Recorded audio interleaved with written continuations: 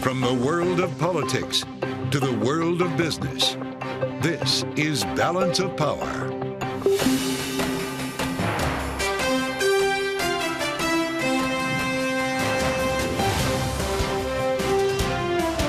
Live from Washington, D.C. From Bloomberg's Washington, D.C. studios to our TV and radio audiences worldwide, welcome to Balance of Power. I'm Joe Matthew. President Biden decries isolationist politics during an address from Normandy, marking the 80th anniversary of D-Day. We'll explore the history and the politics of the moment with Biden campaign co-chair Mitch Landrieu. And we'll discuss Biden's election efforts here at home with Democratic Congressman Emanuel Cleaver of Missouri. Donald Trump returns to the campaign trail for the first time since his conviction this time last week. Speaking to supporters this hour in the swing state of Arizona, we'll discuss ahead with our political panel. And also ahead, my conversation with Ted Leonsis, the CEO of Monumental Sports and Entertainment, on the intersection of business and politics and his goal to transform the nation's capital into the global capital for women's sports. Thanks for joining us today on the Thursday edition of Balance of Power on Bloomberg TV and radio, as we begin with the president's speech this morning in France, marking 80 years since the Allied invasion began with the storming of the beaches at Normandy. The president spoke about the forces at play and the global climate at the time and the battle against authoritarianism. We know the dark forces that these heroes fought against 80 years ago. They never fade. Aggression and greed, the desire to dominate and control, to change borders by force. These are perennial. Joining us now, Bloomberg's Mike Dorning at the desk here in Washington. Mike, we were all watching this morning at what was truly a moving ceremony to see the President of the United States, the President of France, bestow medals on 11 U.S. veterans, hugging and kissing each of them, talking closely. But there was a much broader political message, as we just heard the president refer to. He never said the names Putin or Trump, but we have a pretty good idea of who he was talking about. This was about Putin, it was about Trump, and it was about Ronald Reagan's Republican Party. It was about the clash between democracy and authoritarianism that was never so dramatic as on D-Day, when our troops came to Europe and retook Europe for democracy. And he's invoking that sort of period which brought America largely together on this view that we need to be engaged in the world. And for the years after World War II, people had that experience, and it dominated American life when Ronald Reagan was growing up, and it dominated American life when Joe Biden was growing up.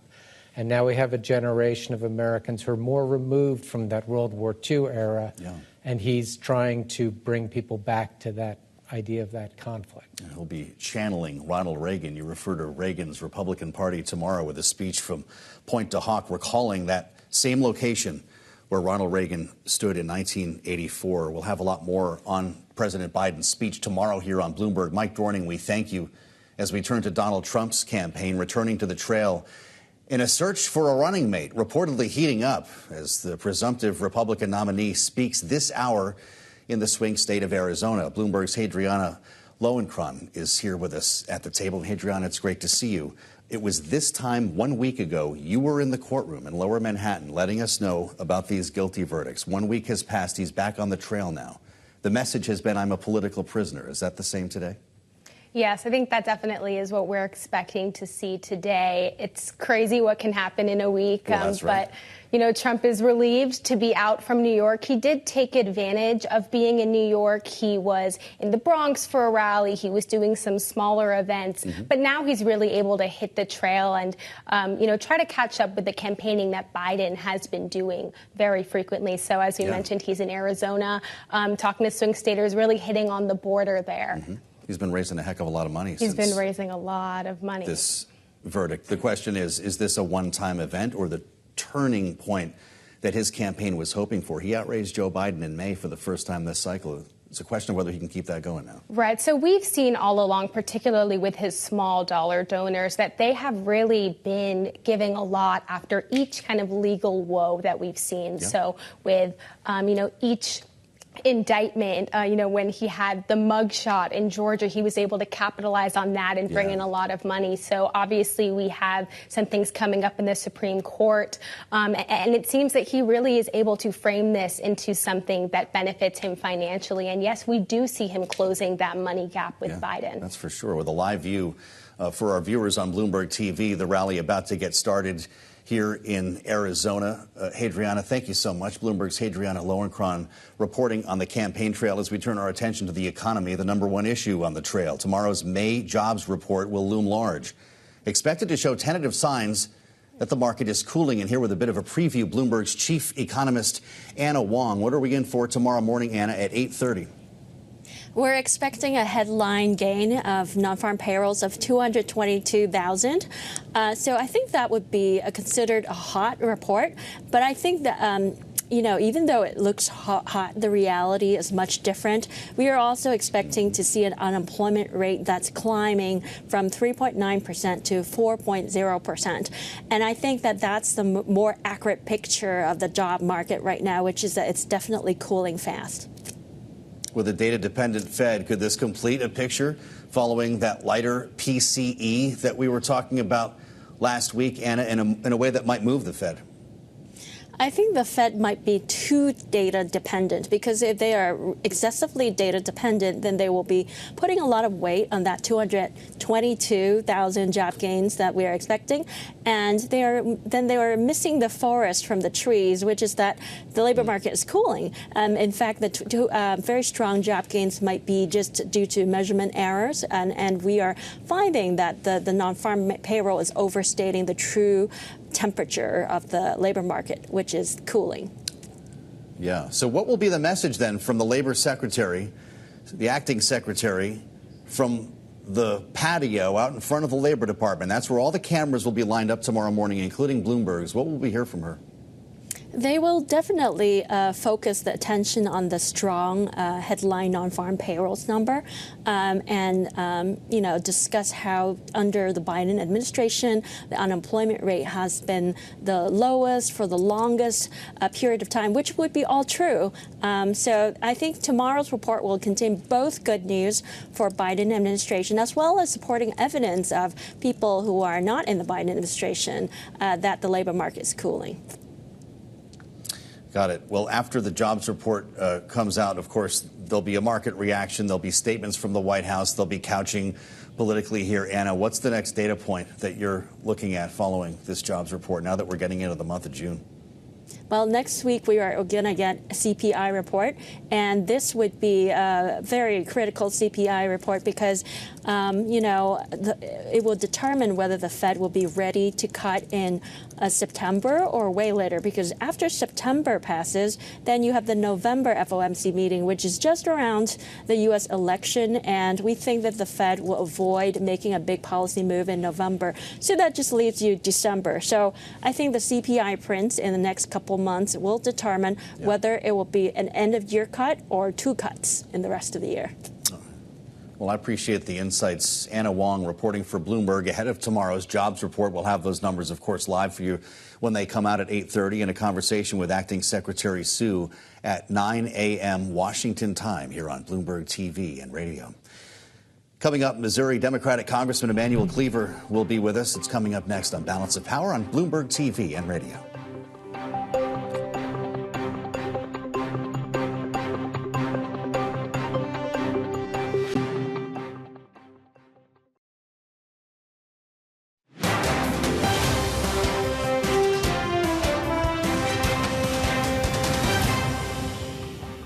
The struggle between a dictatorship and freedom is unending. Here in Europe, we see one stark example. Ukraine has been invaded by a tyrant bent on domination. Ukrainians are fighting with extraordinary courage, suffering great losses, but never backing down. President Biden earlier today in Normandy, France, a speech to commemorate the 80th anniversary of the D-Day invasion. As we begin our conversation now with the congressman from Missouri, Emanuel Cleaver, former chair of the Congressional Black Caucus, Congressman, it's great to see you today. Welcome back to Bloomberg TV and radio. We should note that you're not only a lawmaker for the benefit of our viewers and listeners, you are also Emeritus Reverend Cleaver of the St. James United Methodist Church. And I wonder what you thought of Joe Biden's address today and the tone that he struck in Normandy. How did he do? I thought it was exactly what the world needed to hear from a United States president.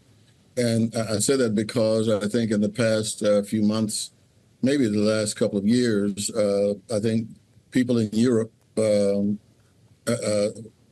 become somewhat apprehensive about the United States. I'm a member of the Helsinki Commission, and we were in Vienna, and a woman walked up to me in our control center in the hotel where we were staying. And after a moment of nervousness, she walked over and she said, please tell me that the United States is going to be all right. And that's the exact statement that she made, or the question she raised. And I realized at that moment that the world is nervous over what could happen in the United States based on the upcoming election. So the president had to pay honor to the over 9,000 United States men and women, mainly men, who died in that invasion.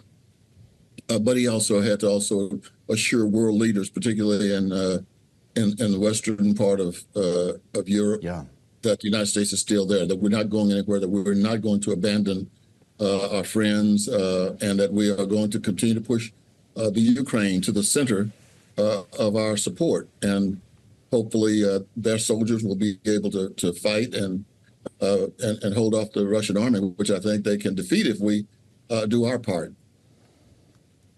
I'm glad you mentioned the Helsinki Commission, also known as the Commission on Security and Cooperation in Europe. Congressman, Joe Biden is having conversations on this trip with our NATO allies, with our European allies more specifically, and will again at the G7 next week. How important will be these face-to-face meetings with our European allies when it comes to two hot wars that are underway now, Ukraine and in Israel?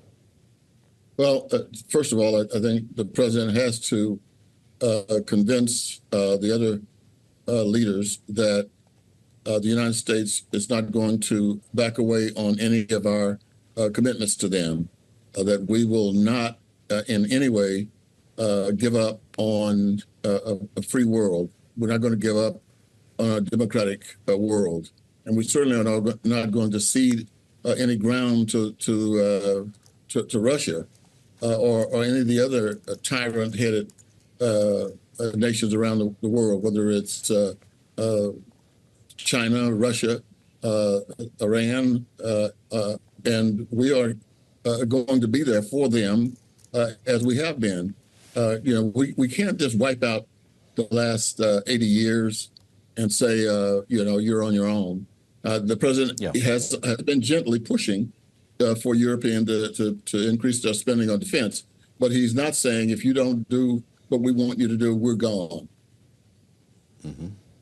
I spoke earlier today about the prospect, I mentioned Israel, sir, of a ceasefire. We talked about it with former Congresswoman Jane Harman, who you know well, now the chair of the National Defense Strategy Commission. Here's what she had to say about this potential deal that the president shared with us last week.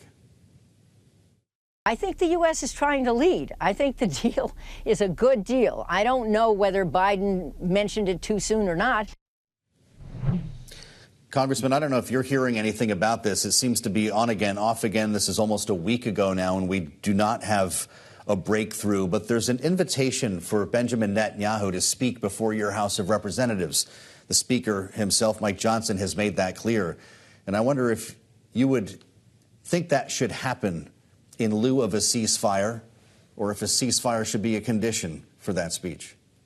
Well, I do have some mixed feelings about the issuance of an invitation to Mr. Netanyahu to come to Washington for a couple of reasons. One, he insulted the President of the United States when last he received a visit, received an invitation, President Barack Obama.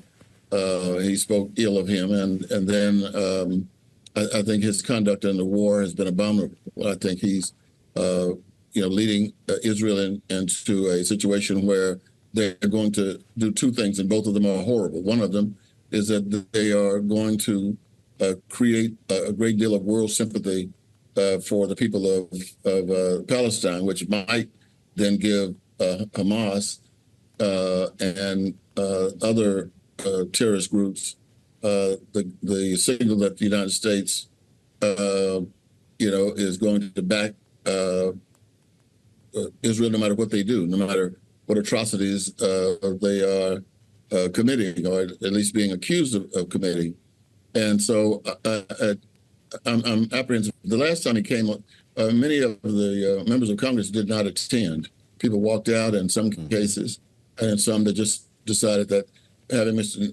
Netanyahu there was just a bit much for them.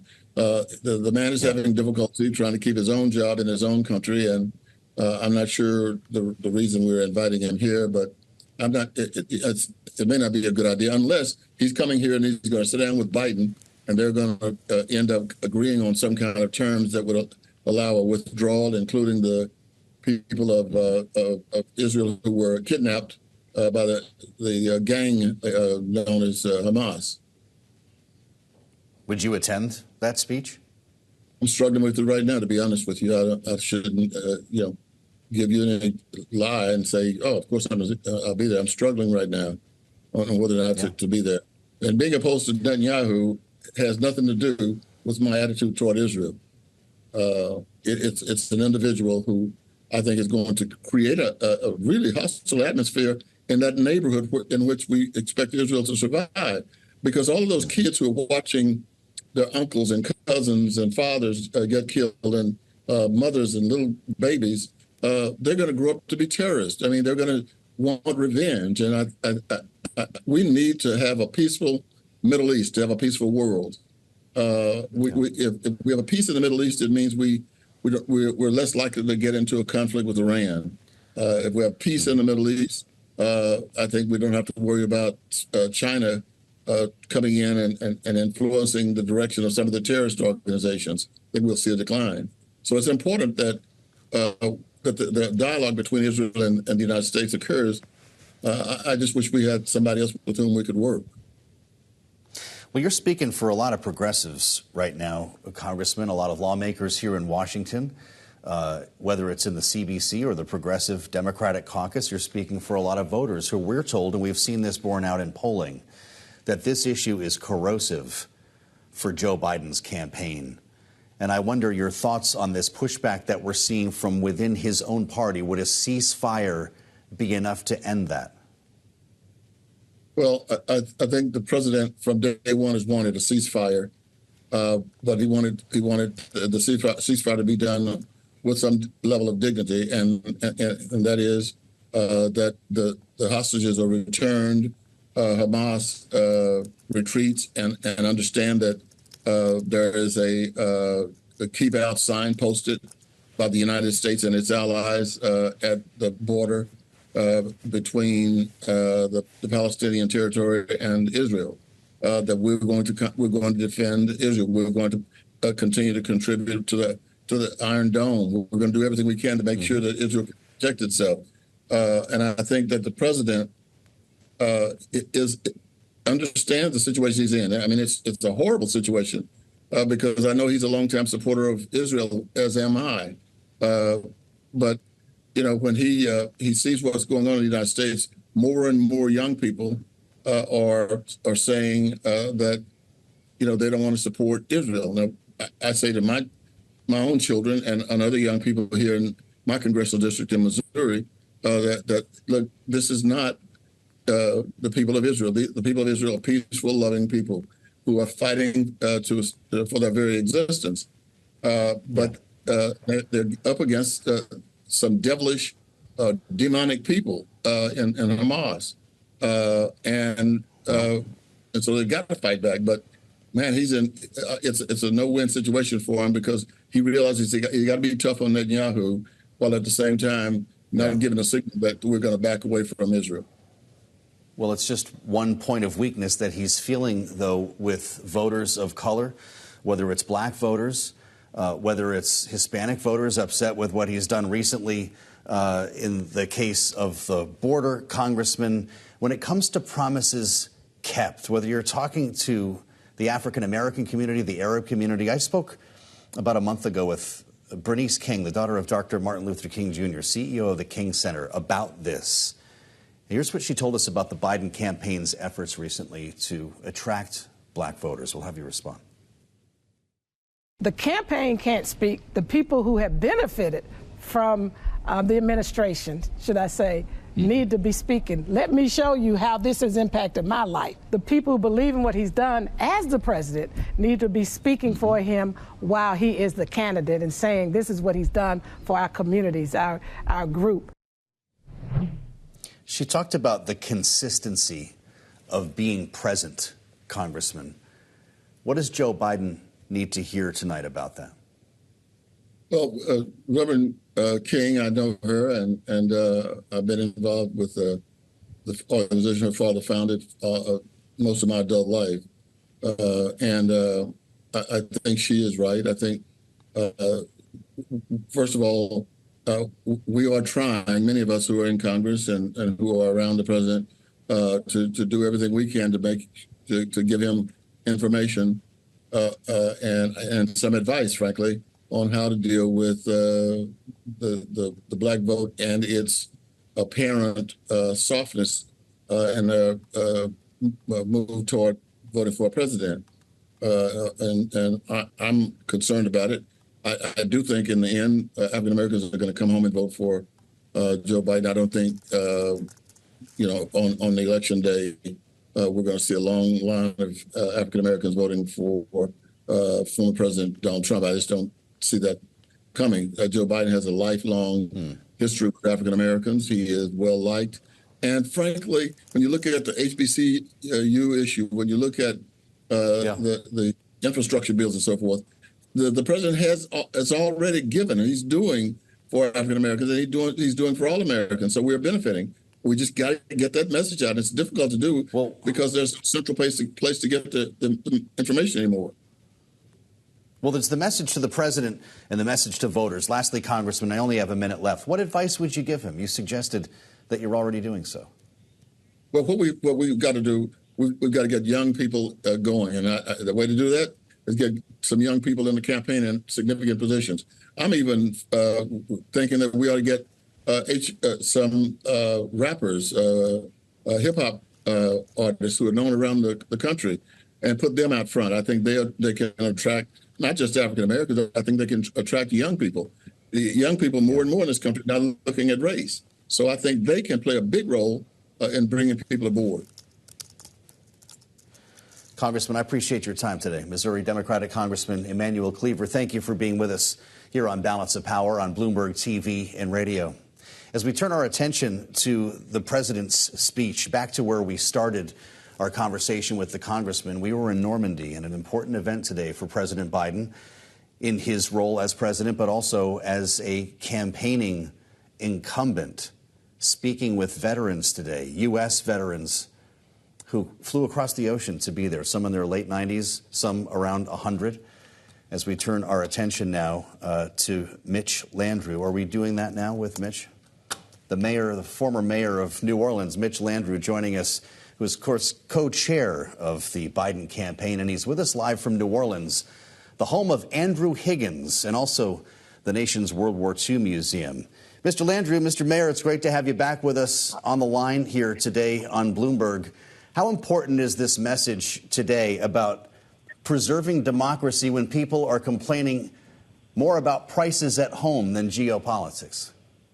Well, first of all, how people feel is really important, and the concerns that people have about their daily lives are always critical, and the president understands that, knows that, and is addressing those issues. But democracy is a paramount issue, and I could not think of a more poignant place for the president to be. I want to thank you for recognizing Andrew Higgins. Andrew Higgins is a New Orleanian. He designed the boats that those brave men and women were in when they stormed the beaches of Normandy. I had the great pleasure 20 years ago as lieutenant governor of representing the state of Louisiana on that very same spot when President Bush and the French president Jacques Chirac were there. And it's a very, very, very moving day. It stops you in your tracks because it puts you in the place where you can actually visualize these 73,000 young men and women from 12 countries, of course, most of whom were from the United States, storming those beaches and scaling that 100-yard wall, which is just mind-boggling. And, of course, when you're there, you see the grave sites. There are about 10,000 of them there, and your heart just is rended. And you have to think about the price that they were willing to pay to save democracy. So this is an event not just for the United States, but for the world. And, of course, because America is an indispensable nation, because we are the ones who actually keep peace in the world through NATO with our allies, it was critically important for the president to be front and center, as he was today, as many of our other presidents were, and spoke to the issue of the sacrifice that we have to make and how vigilant we have to be to protect our democracy, which is once is very strong, but is very fragile as well, especially if you don't show up when it's being threatened. I was struck by words from Mitch McConnell today. Mitch Landrieu, writing in the New York Times in an opinion piece, he wrote, "It should not take another catastrophic attack like Pearl Harbor to wake today's isolationists from the delusion that regional conflicts have no consequences for the world's most powerful and prosperous nation." What does it tell us? What does it tell you as a Democrat when essentially Joe Biden is channeling the message from the old line Republican Party? He's on the same page as Mitch McConnell today. Well, what it tells you is that there are issues that rise above partisan politics, and Joe Biden has always been this kind of guy. The presidency requires somebody that has great character, great wisdom, great moral courage, and great physical courage. And, of course, President Biden understands the historical significance of standing on the shoulders of Franklin Delano Roosevelt, General Eisenhower, who you know was the supreme commander of those Allied forces on that day, and later the President of the United States. And Mitch McConnell, along with other Republicans who remember the Republican Party of a couple of years ago, who understand that in order for the world to have peace, America has to stand strong, that the country unites around us, which is why NATO is so important. And I think Senator McConnell and Senator Biden, who I gather was 2 years old when this historic event took place in 1944, lived through the benefits that they got from those young men and women who stormed those beaches and made the ultimate sacrifice. So I was really moved by the president's speech. He said that every generation must preserve and defend freedom because freedom isn't free. And if it goes unchecked, tyranny is born of the blood of the young and the brave. And I think Mitch McConnell was making the point that let's not get there again, folks. Let's not lose and forget. We always have to remember why we were there and what we were fighting for, so we don't step towards a lot of the authoritarian concerns that people are having now across the world, and, by the way, on soil in America. Well, you're starting to sound like Ronald Reagan, Mitch Landrieu. I don't know what's going on around here, but I say that only half joking. The White House and the campaign have not made a secret that Joe Biden will channel Ronald Reagan and echo the speech that he made, the boys of Point to Hawk, when he goes to that very location tomorrow. Well, listen, you're not seeing anything new from Joe Biden that you haven't seen. People may have forgotten that Joe Biden and John McCain were very dear friends, and there were a generation of leaders that have manifest in the Mitt Romneys of the world, the Joe Bidens of the world, Mitch McConnell, as you said, and John McCain. These guys across partisan politics. When you got off of our shore, they never fought about America because we were a united front. So Joe Biden is channeling not just Ronald Reagan, but FDR and all of the other presidents that stood tall against autocracy and tyranny across the world. That is America's calling card. And the president was saying today, listen, we are confronting these dangers not only abroad with the incredible incursion that Putin has exercised in Ukraine, which we have to fight back very hard, to the challenges that we're having to democratic institutions in the United States of America.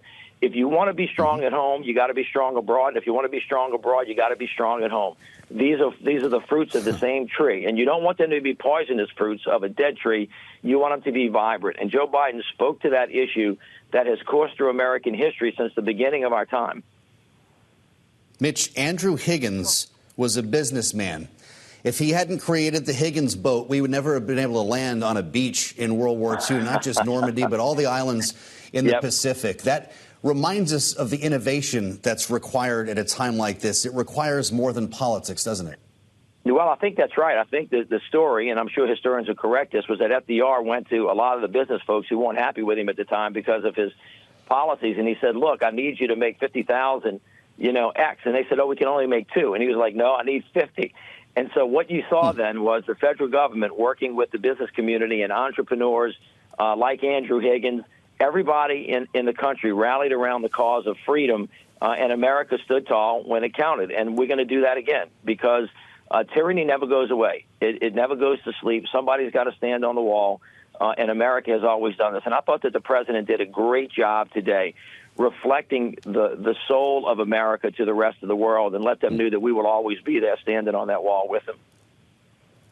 I'm glad you could join us today. From New Orleans, no less, the former mayor of New Orleans, former Biden administration official, the implementer of the infrastructure law, Mitch Landrieu, thank you for talking with us as we consider this idea of private enterprise meeting politics to turn results, something I talked about today in a wide-ranging interview. We touched a lot of topics with Ted Leonsis, the CEO of Monumental Sports and Entertainment. He sat down with us here in our bureau in Washington to talk about his connection to Washington, D.C., and his goal of transforming the city into a global capital for women's sports. I started by asking him, though, about a handshake deal that tried to bring his company and his teams recently to Virginia. That deal fell apart. We talked about the politics that he believes killed that deal. I never signed anything. That's the most remarkable thing. It was a handshake. Yeah, it was a handshake deal. And, Washington, D.C., I came here from Lowell, Massachusetts on a Greyhound bus in the mid-'70s, fell in love with the city, went to Georgetown University, and then we stood up AOL and built really the commercialization of the Internet not too far away in Virginia. Yeah. And I've always looked at this community, the DMV, if you will, being the district, Maryland, and Virginia. It's the most important market. It's 10 million people. It's the 3rd or 4th largest DMA in the country. And so, D.C., we need a strong D.C., we need a strong downtown. And we own the building, we own the teams, we own the network, the studios here. And so we've made a big commitment, and we'll work with the mayor and help to reimagine what should the next version of downtown rebirth look like. Yeah. I want to ask you about what that looks like. But did Governor Glenn Youngkin get a little over his skis when he shook your hand on that deal? What happened? I think the governor is a really great executive, and he dealt with what basically everyone is dealing with, a real bifurcated view of what is best for people. And when I said politics took over, this was a great, great business deal. And we were told that your business isn't wanted here. And that was done not through where we were being located in Alexandria, but by the political machine in Richmond. And so, you get to the point where you say, there's no place like home. And we worked a deal with the mayor and the city council. And, we're a part of that team, and the country needs a functioning, strong, safe, clean, growth mindset Washington, D.C. We're a bellwether, if you will, for the entire country. Sure. And we fell behind a bit pre-pandemic, during the pandemic, post-pandemic. And I'm really glad that there's been this reckoning, if you will, and it's happening in all major metro areas. And now we can move forward in coordination with business and the philanthropy community. We have a unique set of issues here because of the federal government overlay. That's right. And, just every day we have to deal with things that connect Virginia and Maryland and D.C., like the metro, like the traffic that needs to be mitigated, like the infrastructure dollars that are being spent on roads and road closures. And so all of that, I think we can play a big social responsibility role in helping to make things better. People are talking about the Caitlin Clark effect in the local media today. You're right. You've got 4 games now for the WNBA this season, I believe, tonight, tomorrow, are going to be huge at the Capital One Arena. You've also said that you want D.C. to be the world capital of women's sports. You've described this as a growth stock. How do you make that happen? Well, I think what we'll look to do is we're second longest tenured owners of a WNBA team. The Mystics are a growing business. I'm chairman of the media committee at the NBA. I know what's going to happen with the WNBA media rights. There'll be a very nice increase there. We own our network. I know what the ratings are locally for women's sports. And so what I'd like to do is make a monumental W, right? We own multiple teams and venues and a network. Let's use the Mystics as kind of the foundation. And I would love one day to have a women's hockey team here. I would love one day to have women's volleyball professional. We should make D.C. the professional women's sports capital. We have a very broad base of ownership executives, Sheila Johnson, Lorene Powell Jobs, Michelle Freeman. We have the gravitas for DC through our WNBA Bonafides and through our ownership group. Yeah, we'll make those investments, and I think you'll see DC emerging as that capital. You couldn't have imagined having a second chance to revitalize the nation's capital. We hear a lot about crime, the balance between safety, innovation, and openness. How do you make it safe enough for someone to want to invest, but free enough for people to have a good time? Well, the city has to continue to find ways to make fair and equitable laws that service businesses and the populace and the voters, obviously. So business and politics meet again. Very much so. And I think that was the big breakthrough over the last 6 months, that people understand that if the federal office buildings aren't open and people aren't taking metro or driving and parking and coming into the city and having lunch in the city and buying apartments, renting apartments in the city, that's a bad thing for the local economy. And if we weren't here, those 2.5 million people who come in, they'll come in, arrive at 5 o'clock today. They'll go drink. They'll go eat at the local restaurants. They'll take metro. Metro ridership needs to be increased so that it can do longer hours and make more investments in technology and safety and security. So I think what's happened is there's been awakening that everything is connected, that metro, that the police, that the traffic mitigation, that the infrastructure investments and roads, all of that comes together to make a higher quality of life. And we have to integrate it and not take anything for granted. Well, TV is a big deal with an important story right now about NBA rights. You can speak directly to this, or maybe I should say TV is not as big a deal as it used to be, because we're looking at a proposal now. It's Amazon, NBC, ESPN. A big chunk of these games will be streamed exclusively. And I wonder if the owners are going to sign off on this and what you see as the future here. You know, nothing's been announced yet. There's been lots of reports on it.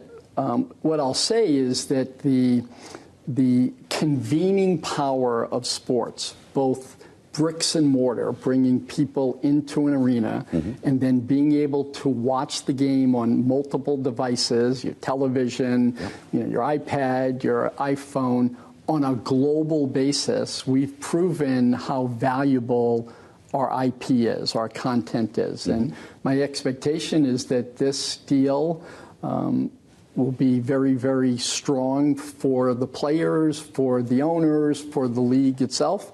And it'll allow us to continue to invest because the game has never been better.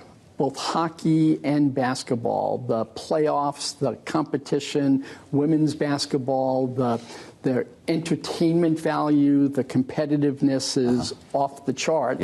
And so we now have to take more control and be digital-first companies. That's essentially what the movement is. Yes. Terrestrial is going to play a huge part of it. You know, I look at Bloomberg. I've spent a couple hours here today. Have. You were a forerunner in it. You built a platform. It was digitally based. You bought print properties. You have television properties. You stream. You have private networks. Well, that's what we should be doing. You need to be everywhere, is what you're saying. Yeah. Ted Leonsis, the force behind Monumental Sports and Entertainment, talking with us here in Washington earlier today. We should note the Wall Street Journal reporting that potential NBA TV deal bringing about $76 billion in media revenue over 11 years. You can watch my full conversation with Ted Leonsis on the terminal and online. Coming up, President Biden marking the 80th anniversary of the D-Day landings today in Normandy. Set to give another address tomorrow on democracy, echoing the boys of Pointe du Hoc. We'll assemble our political panel next on Balance of Power on Bloomberg TV and radio.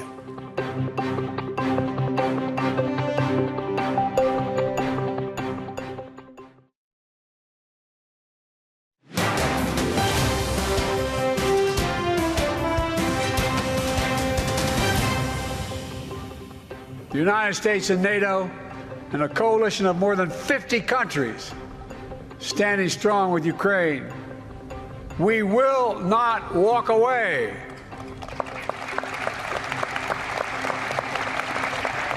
Because if we do, Ukraine will be subjugated and will not end there. Ukraine's neighbors will be threatened. All of Europe will be threatened. President Biden earlier today speaking at the American Cemetery in Normandy on this 80th anniversary of the D-Day invasion. As we assemble now our political panel for their take on an important day, Maura Gillespie is with us, Bluestack Strategies founder and principal, and Matt Bennett, the co-founder of Third Way, back with us at the table here in Washington. It's great to see you both with us. Matt, you were with Bill Clinton for the 50th anniversary in Normandy. These are optics that are the most powerful and incumbent can use to deliver a message. And that message, as we just heard today, had a lot to do with Ukraine. It also had a lot to do with two people who were not mentioned, Vladimir Putin and Donald Trump. How did he do? I thought he did pretty well. And this trip is designed to show a contrast between himself and Trump and to project to the world that we are not going to become an isolationist country. Isolationism failed us miserably in the 1940s, and I think he was very careful to be clear that we are not doing that again. Yeah. And then the callback to Trump is obvious. I mean, as you'll remember, Trump declined to go to the cemetery where fallen American soldiers were buried because he was worried about mussing up his hair. And then he said that the people buried there were suckers and losers. I mean, Joe Biden ends every single speech he ever gives with "God protect our troops." He is a deep believer in that. And he's the opposite of Trump in every respect when it comes to those kinds of things. There were reports, at least, that he said that more of the contrast couldn't be greater here to see Joe Biden invoking Ronald Reagan as almost a weapon against Donald Trump. Frame the politics here for us. Well, you know, anytime a president is overseas, it's super important, really, not even just president, but members of Congress as well. It's really important to keep politics at the water's edge. But I do think that he's being strategic in how he frames himself by evoking Ronald Reagan and hearkening back to his speech. And, you know, again, pointing out this contrast between he and his opponent here in the United States. What's really important here is to remember what was done on D-Day, what that meant, and what, you know, the greatest generation, why they're called that, because they gave their life, you know, so that we could have ours. And that's something that can't be forgotten in this moment. I'll tell you, that's the first time I've heard the phrase leaving politics at the water's edge today, Matt. He was surrounded by U.S. veterans, some of whom I presume don't share his politics. It was incredibly moving watching the President of the United States, the President of France, bestowing medals upon them, hugging them, talking individually, one by one. I stopped everything I was doing to watch that this morning. Should they have been behind him for a political speech? Well, this wasn't a political speech. This was an official function of the president. You're right. I mean, he was there. He invoked some pretty heavy politics. Yeah, of course, but everything he does between now and November is political, and some of it, not all, is also official. But when you're there as the president, I mean, when I was there with President Clinton, he boarded the aircraft carrier, George Washington, sailed across the English Channel, flew off to Pointe du Hoc and gave the speech. That's a very much an official function of the president, and that's what President Biden was doing today. Maura, did you have a problem with the staging and the use of the veterans? We're looking at them now on Bloomberg TV. It was incredibly touching, moving, watching them there today. I agree with Matt. That's an official act by our president of the United States. He is, yes, he's a Democrat, but he is our president of the whole country. And I think we've gotten so partisan in our politics, especially as of late, that we have forgotten the importance of what the United States' role is in the world and on the world stage. And that moment was to highlight and shine a light on those veterans. And I think that was a beautiful way of giving them tribute, a beautiful way of showing them how much we appreciate, value, and remember what was done that day and what that meant to not only to the United States, but to the world order.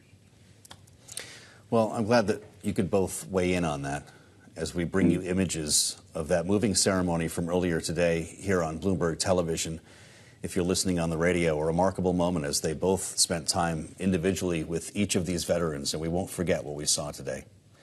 Coming up, Donald Trump is back on the campaign trail after his conviction on 34 felony counts last week. We'll keep our panel with us for their take next on Balance of Power on Bloomberg TV and radio.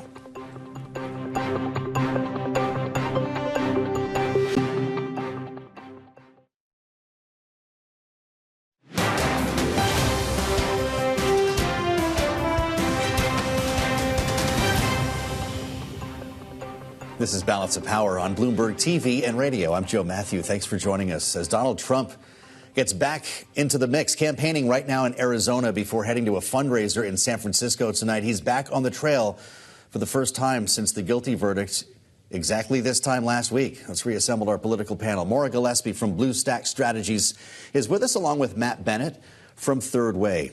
Maura, we saw new numbers today from Siena College, Siena Survey Center, working with the New York Times, showing a 7% drop. Down 3 points here, Donald Trump, since the verdict. His message has been one of a political prisoner. Does he continue that rhetoric here as he works his way to a sentencing, or is it time for a new message? I mean, Donald Trump is prone to repeat the same message again and again and again, as we know. This is our third election with him as the candidate, so which is, again, kind of hard to grapple with, but that's where we're at. I don't think that he changes his message because he prefers to play the victim. It's really what he likes to do, and it's what he's comfortable doing. You saw it in his interview with Hannity, talking about being the victim and that this is a sham and they're going after him.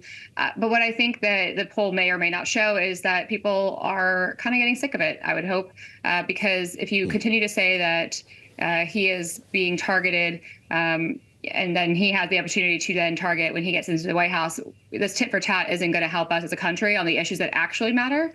It's not going to help people lower the grocery cost and buy a home.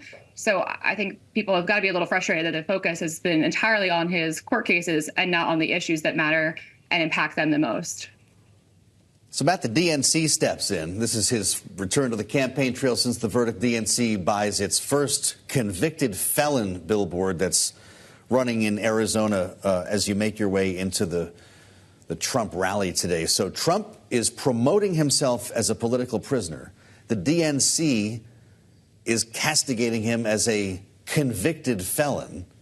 Which one resonates? I think the DNC's message, by the way, they did it in English and Spanish. They really are leaning into this. And I think they're right, because I think Maura is exactly right. Trump cannot change. He is incapable of change. He will continue to talk about this in those ridiculous terms. And what he's missing is that only about 37% of the electorate agrees with him on this, and they already were with him. Mm-hmm. The people that he's got to fight for and that Biden has to fight for are the people who are somewhat or entirely undecided. And I think the real danger for Trump is that if he leans entirely into messaging just to his hardest core supporters, he's going to really turn off some people, and I think the data you just cited is evidence that that's beginning to happen. And they at least consistently show, including our polling here at Bloomberg, that a sentence of incarceration would make it even worse. Matt Bennett and Maura Gillespie, we thank you so much for the time and a great conversation today here on Balance of Power. In the meantime, check out the Washington Edition newsletter for more on all the stories that we've been talking about this hour. You can find it on the terminal and online, with a lot more tomorrow, including Joe Biden's speech from Point to Hawk. Meet us here on Balance of Power on Bloomberg TV and radio. I'm Joe Matthew in Washington. We'll see you back here tomorrow.